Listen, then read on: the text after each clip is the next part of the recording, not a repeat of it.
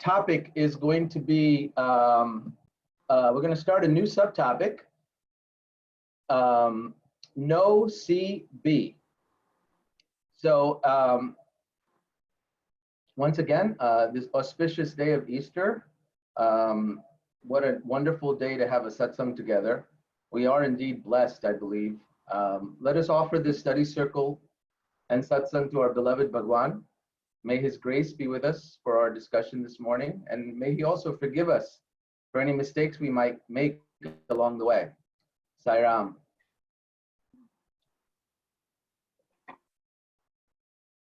So where are we?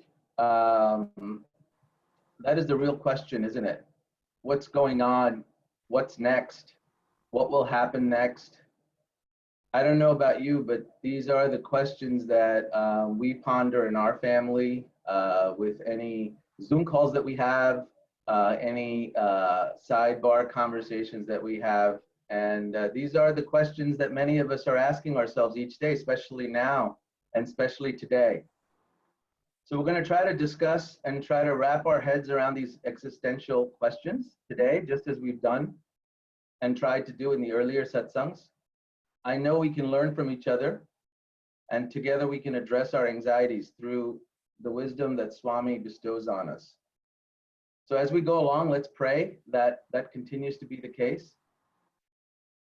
But when we're asking the question, where are we, on this slide, we are referring to the study circle topics. Namely, we just finished sacrifice, self-sacrifice. Before that, we had covered unity, purity, and divinity. Before that, we had covered the 4 F's. And of course, we had started the year, the study circle year, I call it the academic year, with the You Are In Me. So if we look on the left side of the slide, the first third of our discussions were on recognizing Manasa Bajore Guru Charanam. Romanti, I said it right this time. She's always correcting me because I screw that word up. And then we went to I Am In You. And now we are in the last portion of the section titled You and I Are One. So today, we're going to start and launch this topic of no C and B. And I would love to get your thoughts. I'm just going to run through a 10-minute introduction on some of the thoughts I have just to launch some thinking. But the material part of the discussion, I'm hoping it'd be after my foreword, and we can actually have a nice discussion like we have been. These Zoom satsangs have been great. Saundri has done a fantastic job in the last 3 weeks engaging us. We didn't have very many signups. We're requesting that many of you sign up to lead one of these. It would be really helpful and we would all be enriched. So let's start the topic today. So what are the 3 stages? As we introduce the subtopic, we are on the journey together to do what? What are we here to do? Well, some of us feel like we're here because we come to these satsangs, we are part of the center to come closer to our divinity, perhaps to attain the divine, as if we were different, to become God, to merge with God, and so on. You know, we talk to each other, and these are the kinds of things we share about why we go to the center and what we get out of the center. So let's start by asking, what are the 3 stages to attaining the divine? Well, the first one is know. Know what? Well, it's know God. How about the second one? See. See is the visualization. You start to experience it, but you haven't experienced it. So it's seeing God. And here's a theme here. The last is being. Being what? Being God. And Swami says that if we can do this and practice this, that leads us to self-realization, or will lead us to self-realization, right? So how do we do that though? It's kind of difficult. And Swami gives a beautiful analogy of the mango, right? You might have read this or come across it. If you want something, you must ask how I can acquire it. Where can I find it? Well, in the case of the mango, Swami will tell you that there are many varieties. He was explaining to a couple of devotees once when he was relaying this analogy. We have many mango varieties available. To taste its sweet juice, we need to ask, where are these mangoes available? When and how? Mangoes are available only in the summer season. Where? In the market. How? By paying money. Swami says such investigative questions and quest is the art of knowing, right? We are starting to know something. When you go to the market and see the mangoes, then you can see the sight of the luscious fruit is satisfying. In order to taste them, we have to pay the money, of course, buy them. And then Swami says this is experiencing. So it's knowing, seeing, experiencing. Since we all pretty much love mangoes, it is, many of us do anyway, we can relate to this. So the journey from birth to desire of something, whatever it might be, is fulfillment. We define that as fulfillment. So you cannot fulfill your desires, Swami says, by merely wishing for it or even by seeing it. You have to acquire what you see, digest what you acquire. That's the contemplation part of the spirituality discussions that we have. And only this way can we be satisfied. In the Gita, Krishna refers to these three stages as Janatam, Drashtam, and Praveshtam. I hope I pronounced them right.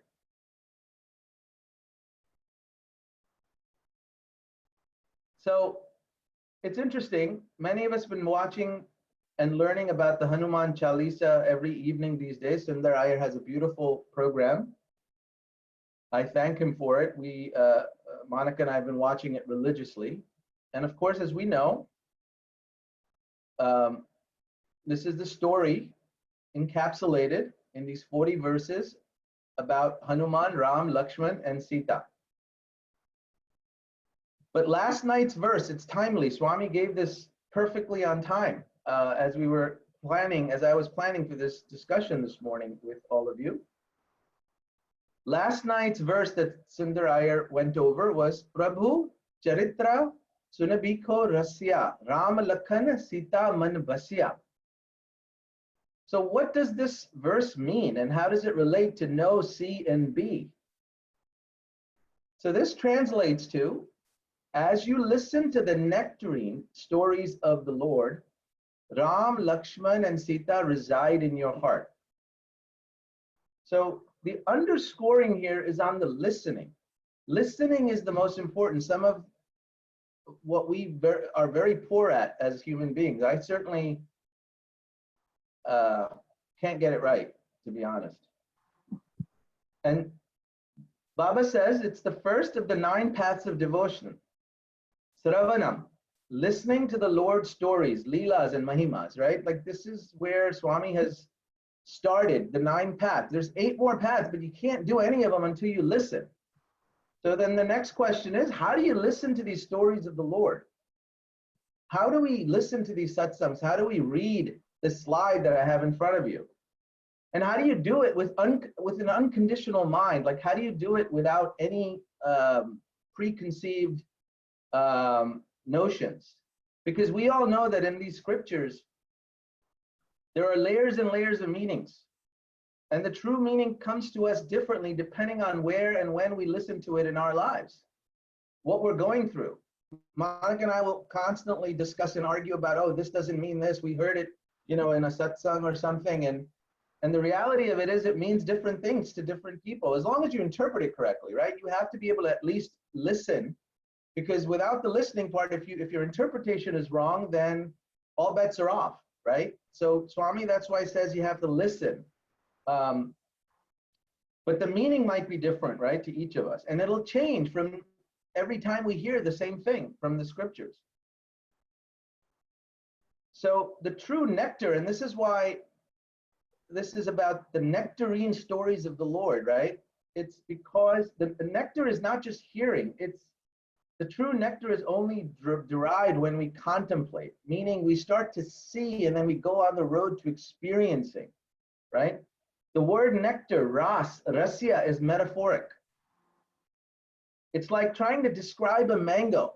Sundar actually talked about this last night. You can't say a mango is sweet. If somebody who's never tried a mango, if you tell somebody it's sweet and they try it, they're like, well, yeah, it's sweet, but sweet doesn't describe it. It's just so much more. Sugar is sweet, but we can't equate mango directly to sugar, can we? We will lose the essence of what a mango is. So it's like trying to describe a mango. You can't say it's sweet. You can't say it's like candy because it's not. Sure, it's sweet, but it's not, it doesn't do it justice. You must experience it. And that's why it's the rasaya. Ras becomes when you experience. And interestingly enough, you know, Sundar was talking about it. He said, you know, people used to say, we all think coming from India or Mumbai or whatever, Apus mango is the best, right? Like everybody will say, you know, swear by it. You know, Apus is the absolute best mango. And he said there's a mango in Trinidad called the Julie mango. He had never heard of it, and he could never believe and appreciate until somebody actually gave him the Julie mango, cut it up, served it to him, he consumed it, and he was able to be convinced that it's actually the best tasting, sweetest mango, completely dwarfs the Apus mango experience. But he said for years he would never believe it, obviously, because Apus was the best. And for me, you know, I'm teaching classes at the university, and I absolutely, in the last 5 years I've been doing this, I've, in my own classroom, of course, probably nobody cares what I'm doing, but I have eliminated exams at the master's, at the PhD level, at the bachelor's level, because exams are useless in teaching. It's the application. Application is everything. So when I teach my classes, we have a huge plagiarism problem in the universities, as you all know. People are copying left and right, especially, it's just atrocious. And every professor and every dean is worried about how to penalize students about, you know, copying and plagiarism. And I decided I'm not going to play that game. I'm going to give exams that you can't cheat because it's applied. So I'll ask the students to bring a case study and apply what we've been learning, experience it, go through it. And in fact, this morning when we were humming the bhajans, it dawned on me, why do we lead a bhajan and follow, right? Some of us actually forget. I noticed in the center when we were together and myself, we get into it and we start repeating the bhajan even with the leader.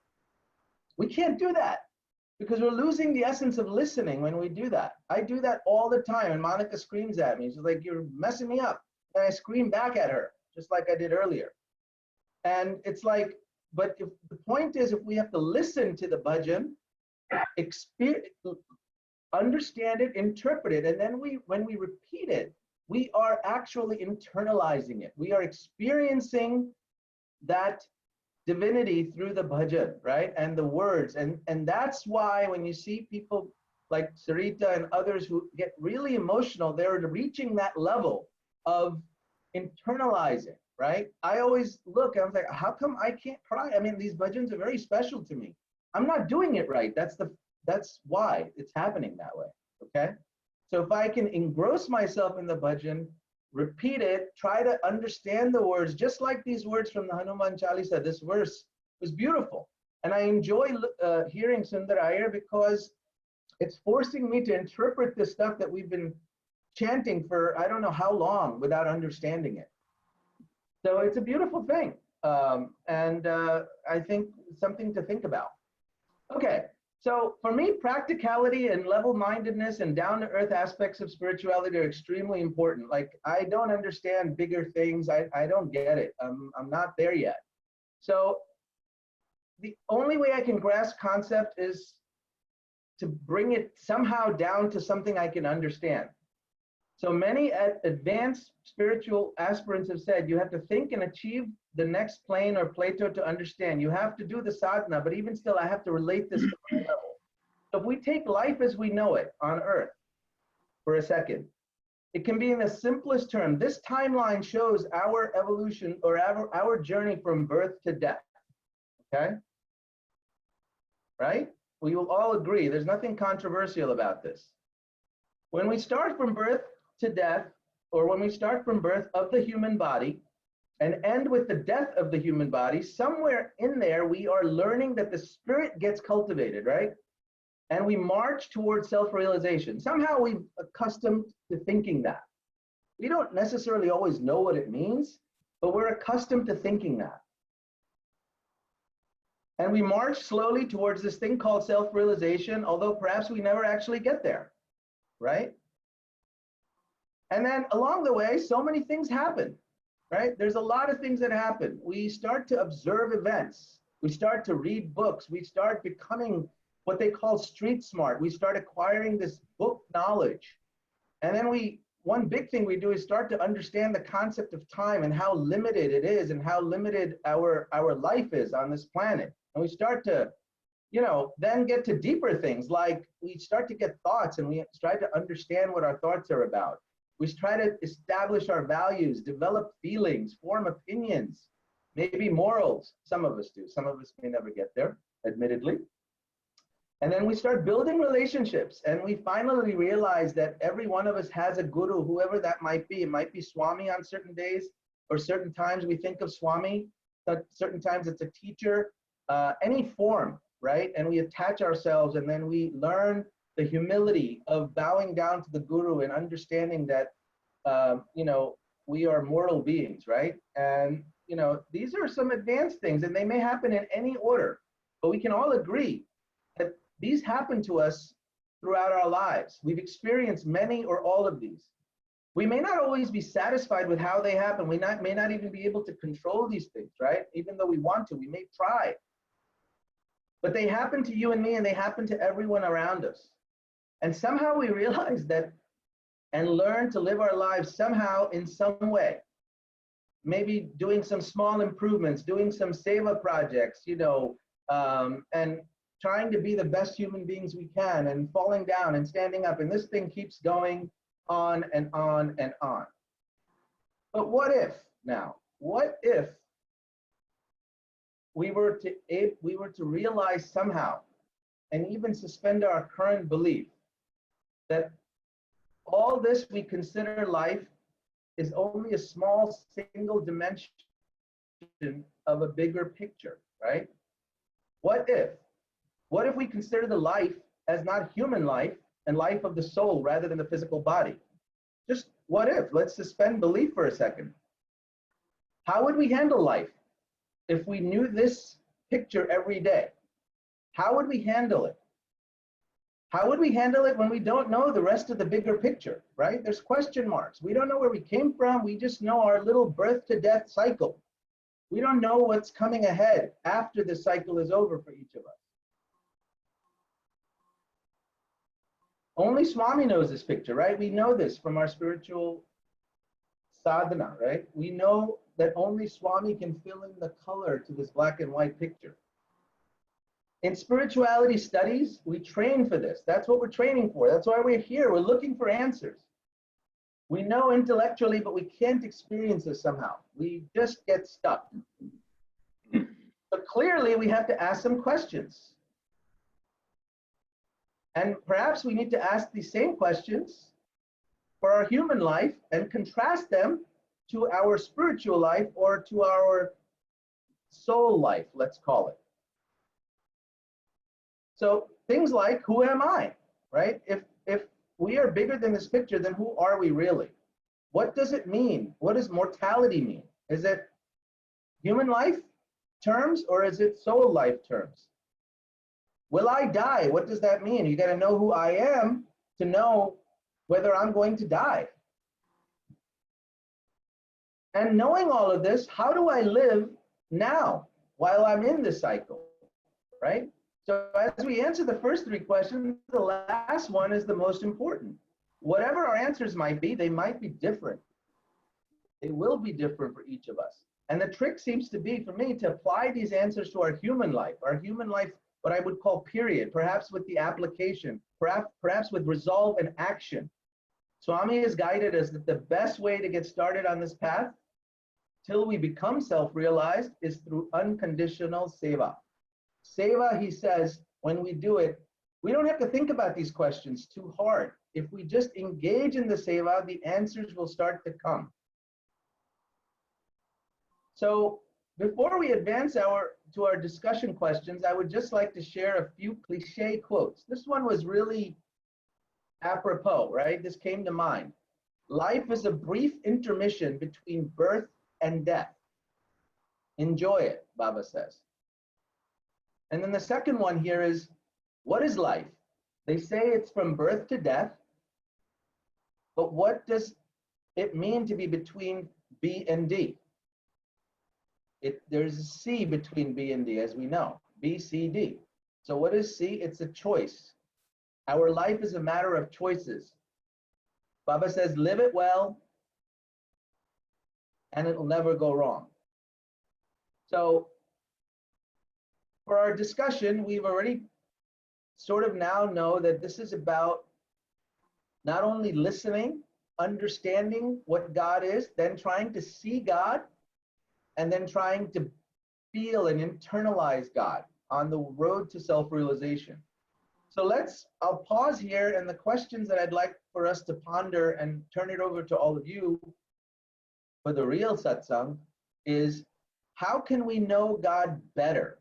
So we all think we know something, right? And we're all different, but how can we know better? How can we know God better? And how can we see God better? And then how can we be God better, right? That's not to say, how can we be a better God? Two different things, completely different things, but how can we be God better? So what I'd like to do is, I'd like to stop the screen share for a second and come back to our camera view.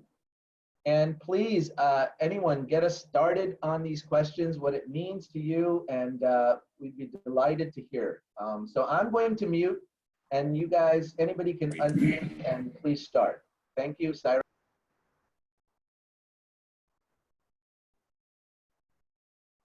John, could you please repeat the question? So for everybody's... Sure. Yes, let me actually, maybe we should keep it on the screen. Here we go. We'll keep it on the screen. How can we know God better? How can we see God better? How can we be God better?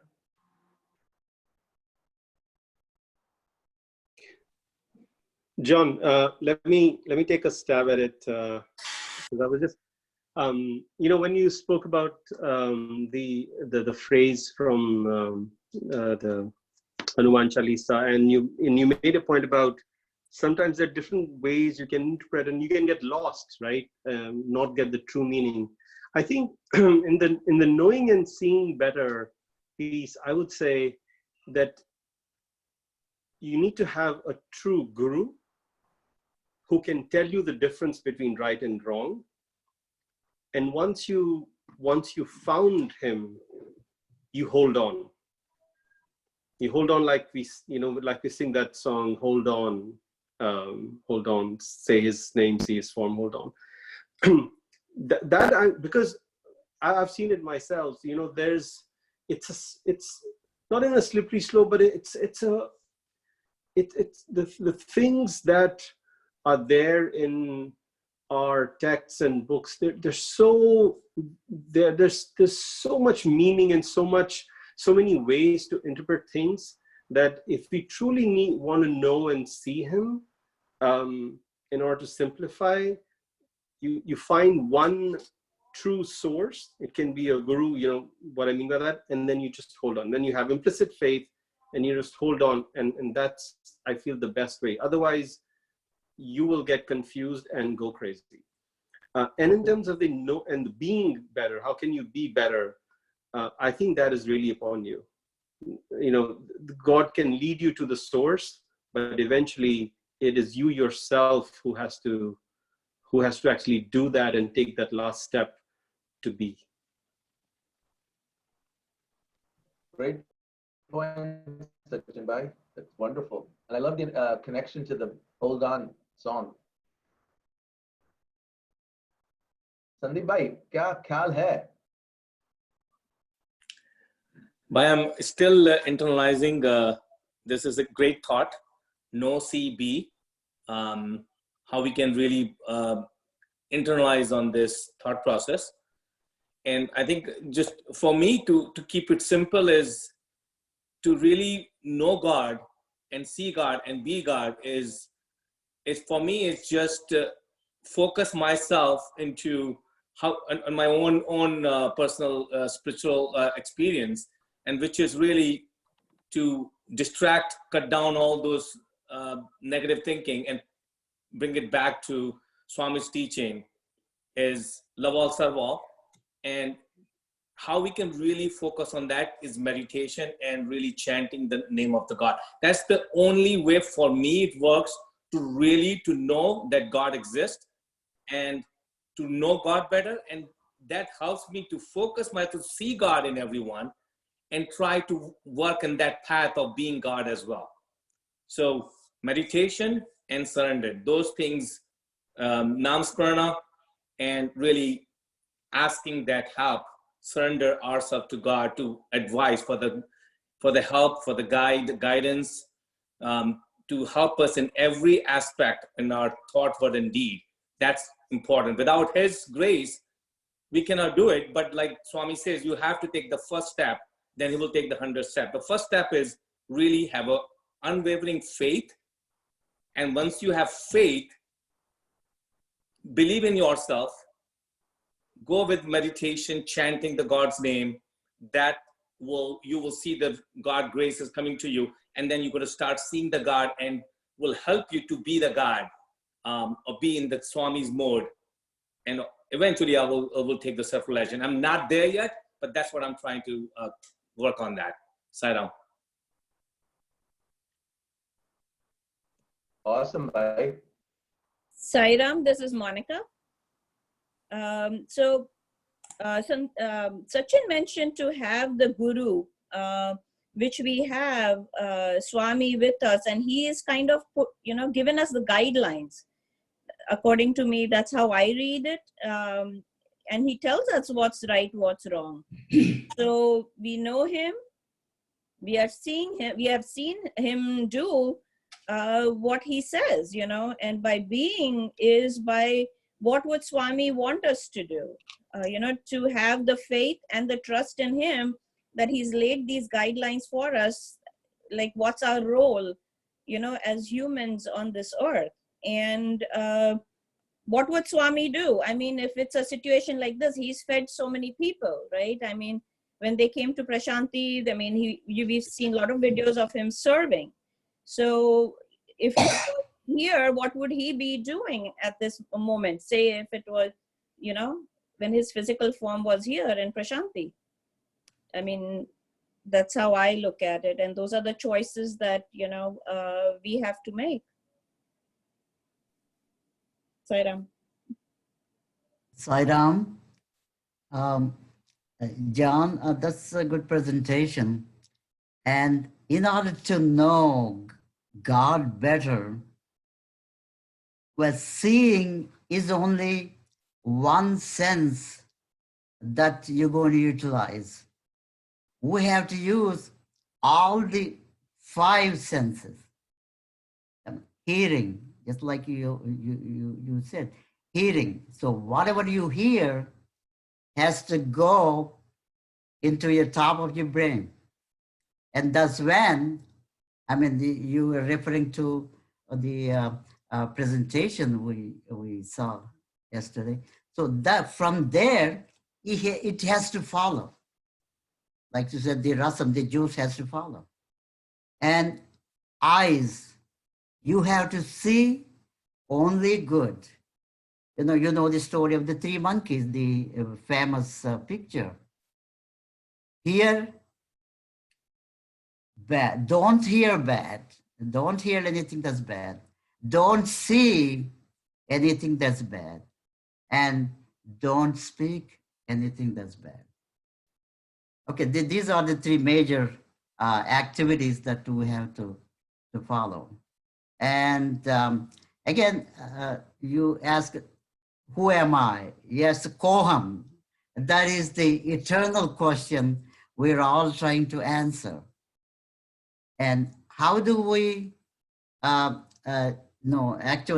do we express that? because we have to see in order to express. We have to hear in order to express. We have to speak only the chanting. The Namasmarana, that's one of the most effective and easy way to find him. So we have to seek to find him. And in that process, like you said, takes a whole lifetime. For some celebrated beings and spirits, of course, they can attain that a little bit earlier. So all these, I think, to be God, that is the experience. You have to experience him. Oh, it's not like, praying, and it's not like doing bhajans. And you have to experience him. And then, so many times it was mentioned in the study circle that you have to question yourself. Okay, is this what Swami, would he approve my doing this? Would he approve my saying this? These are the questions. When you answer those questions, you will be in the right path. So I think knowing, seeing, and being, they're all an integration of seeking. So like Jesus said, seek and ye shall find. That seeking is an eternal effort. Sairam. Beautiful. Saira. Anyone? Sarah, John, this was a great presentation, great kickoff, and I hope we can take off from here, others, because there's a lot of things that we can discuss and go through this whole topic. I think we can take it into many layers. So I look at it like from the knowing God stage and the seeing God is like I equate it to my own bhajan practice. Like when I do the bhajans, first thing is I listen to a bhajan and I like the bhajan and I want to learn more. And I spend a lot of time learning the nuances, like getting the words right, to get it into my head, the words, the lyrics, and then practice it in the right shruti. And sometimes the first few times you don't get it. But the more time you invest in a particular bhajan, the more time you put in. And I think every day you keep practicing it, you are going to get better and better and better. I think that's the same thing with Swami to knowing God. You need to invest the time to learn about God. You need to, if people are not inclined towards your bhajans, you can go into the Jnana Marga, which is like reading about the scriptures, like lot of stories, lot of things Swami has written, his Bhagavatam, Swami's discourses of Satya Sai speaks. So just go and keep reading about a topic that interests each one of us, because that's got like tons of topics. But at the end of the day, everything is about realizing the divine, towards going towards be God. So I think that's the thing. We have to start dwelling in that moment and keep going deeper and deeper into the books, the discourses, or the bhajans, till you're able to see God and then be God. Like that's the stage Mirabai went through. Like she dwelled on those bhajans, her Mira bhajans, and she went into into the depth of it, and she could see Krishna anywhere. And finally, she did merge with Krishna at some point in time. I think it's that practice is such an important thing, putting things into practice and dwelling on it. That's my take on it. So maybe, people can give me more ideas here. That'll be good. Thank you, Sarah.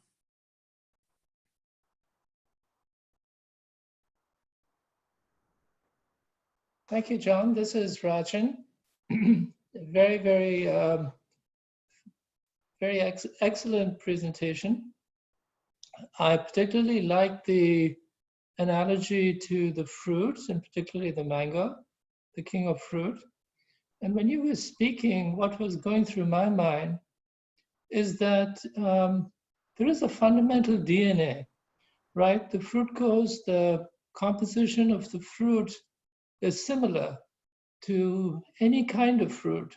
What gives it its flavor, what gives it its sugar, what gives it its essence. Yet each fruit is different, but there is a fundamental commonality between all the different fruit. And it's exemplified today in the midst of spring. When you go for a walk, you see one beautiful tree, you walk another 100 yards, you see yet another beautiful tree. And if you look at the current state of affairs, this pandemic that we are living through also has its own unique DNA. And we will eventually discover a vaccine for it that will help us immunize ourselves against it. But fundamentally, it is made up of certain molecular and chemical compositions that unfortunately are so deleterious to the human condition. So there is a lot of elements out there that we can enjoy, like the mango and the fruit and the beautiful flowers in the garden, and each flower is different. So when you were speaking of those with that analogy, I'm thinking of ourselves as human beings, that fundamentally we're all the same. We're all made up of the same, molecules, the same DNA, the same genetic coding to a great extent, yet we're all different and we're all unique. And I think, to me, knowing God and seeing God and eventually being God is coming to a realization that we are all part of a universal life force. And once we are able to integrate with that life force, then we are able to see the unity in diversity, and we are able to then, be more inclined to think, act, and speak and do in alignment. So that's something that I just wanted to share with the group. And as you said, life and death is but an interlude. Where do we come from? Where will we go once we die? Baba has said that, you have a family, but, you came from outside and suddenly, now you have a family and this is part of your family. So to me, I think it's that spirit, if you will, and we ask ourselves, who am I? Who am I? That's what we're trying to understand. What is this soul, the spirit, this consciousness that is going to outlast us and that is going to continue to exist even when physically we're not here? And I think that's where I get my sort of greatest peace, if you will, clarity, when I see that I'm part of a very, very big plan and a very big cosmos. And that's all God's creation and God's play and God's doing. Saram. Thank you, Sairam. Very nice. Such great inputs we've received today. It's the top of the hour, and I think we need to move to closing. I thank you for this discussion. It was very nice, very uplifting, great thoughts. Again, this is the introduction to this topic. As Saundri mentioned, we would love for all of you, whoever, to sign up to continue this. There's lots of material, lots of great contemplation activity that you can do around this topic, and share your thoughts and basically facilitate a session just like we did this morning. You don't need to do slides. You don't need to do anything fancy. It's just coming and giving some thoughts and creating a discussion. So thank you. Let's close with 1 Om and 3 Shantis, and then go to Baba's closing bhajan on the webpage. Thank you. Om Shanti, Shanti, Shanti.